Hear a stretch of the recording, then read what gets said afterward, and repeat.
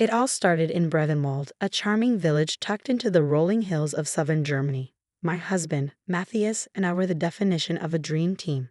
We'd met during our university years, shared countless adventures, and built a life full of love and laughter. Matthias, an ambitious architect, was obsessed with designing our future home, a masterpiece he sketched late into the nights. Meanwhile, I, Alina, worked as a real estate broker, scouring the countryside for the perfect plot to bring his vision to life.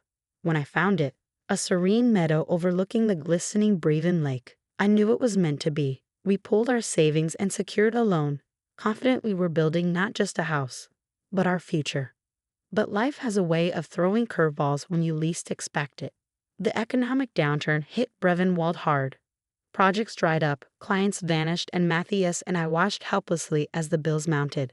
The unfinished house stood as a haunting reminder of everything slipping through our fingers. One chilly evening, as we sat in a skeletal frame of what was supposed to be our home, Matthias broke the silence. "We can't lose this house, Alina," he said, his voice heavy with determination. I nodded, clutching his hand. "We'll figure it out. Together." But deep down, I was terrified. The idea to try our luck at the casino was Matthias's. With Brevenwald offering no solutions, the glimmering lights of Monte Carlo seemed like our last hope.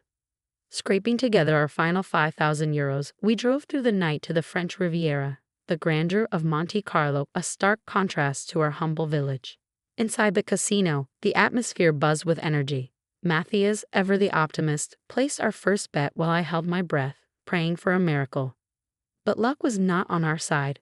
One by one, our bets vanished, leaving us with nothing but empty pockets and shattered hope.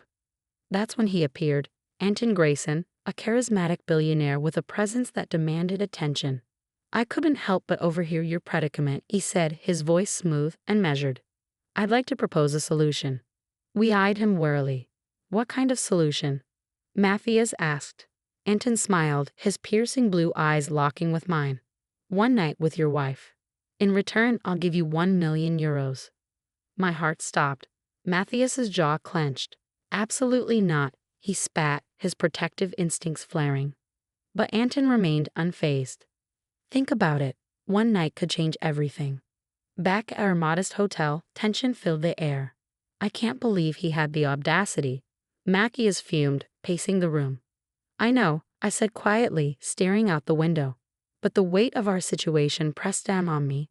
Could we really afford to dismiss such an offer? "We need to think about this, Matthias," I finally said. "It's our only chance." His shoulders sagged, and for the first time, I saw fear in his eyes. The next morning, over a summer breakfast, Matthias spoke. "If we do this, it's just a transaction. Nothing more." I hesitated, my heart heavy. "Are you sure, Matthias?" He nodded, though his voice wavered. "We have no choice." With that, we called Anton and accepted his offer. That evening, Anton's chauffeur arrived in a sleek black car. As I stepped inside, I felt the weight of Matthias's gaze. Anton was charming but respectful, and though the night passed uneventfully, it felt like an eternity. By morning, I was handed a check for 1 million euros. Returning to Brevenwald was bittersweet. The money allowed us to pay off our debts and finish our house, but the emotional toll was immeasurable. Matthias became distant, his laughter replaced by a heavy silence. I tried to bridge the gap, but the unspoken tension hung like a storm cloud over us. One night, as we sat by the fireplace in our now completed home, Matthias finally broke. "Every time I look at you, Alina, I see him," he confessed, his voice cracking. The weeks that followed were filled with arguments and heartache. One day, Matthias packed a bag and left, saying he needed time to think. I was devastated but couldn't blame him. We had made the decision together, yet the consequences had cut deeper than either of us had imagined. Months passed, and slowly we began to rebuild. Matthias returned, and we sought therapy to mend the fractures in our relationship. It wasn't easy, but we were determined to fight for the love we had nearly lost.